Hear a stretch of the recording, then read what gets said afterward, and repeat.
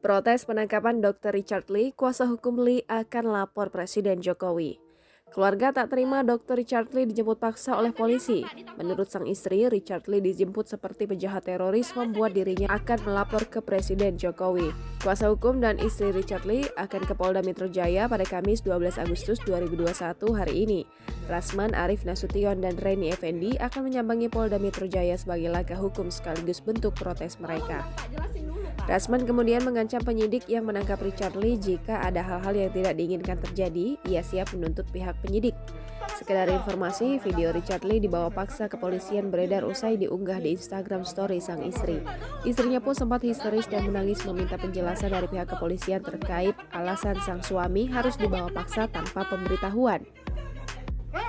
Rasman kemudian menjelaskan bahwa penyidik yang menangkap Richard Lee datang dari Polda Metro Jaya dan memang saat ini Dr. Richard Lee sedang berkasus di Polda Metro Jaya karena dilaporkan oleh Kartika Putri. Richard Lee dilaporkan oleh Kartika Putri karena diduga melakukan pencemaran nama baik dan dijerat atas Undang-Undang ITE terkait konten review produk kecantikan. Rasman, Arief Nasution dengan lantang menjelaskan bahwa belum ada pemberitahuan soal status tersangka atas kliennya Dr. Richard Lee. Hingga saat ini Richard Lee dijemput paksa oleh penyidik Polda Metro Jaya di kediamannya di Palembang. Dirinya dan Richard belum mendapat pemberitahuan soal status tersangka.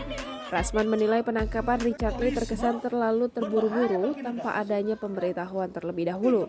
Rasman pun menjelaskan bahwa benar saat ini Dr. Richard Lee sedang berkasus di Polda Metro Jaya karena dilaporkan oleh Kartika Putri. Richard dilaporkan Kartika Putri dengan pencemaran nama baik dan dijerat atas Undang-Undang ITE buntut dari konten review produk kecantikan beberapa waktu lalu. Tidak boleh didampingi oleh kuasa hukum yang ada anggota saya. Saya tidak tahu dia kemana sekarang. Dan dia itu baru urusan pinggangnya baru sakit.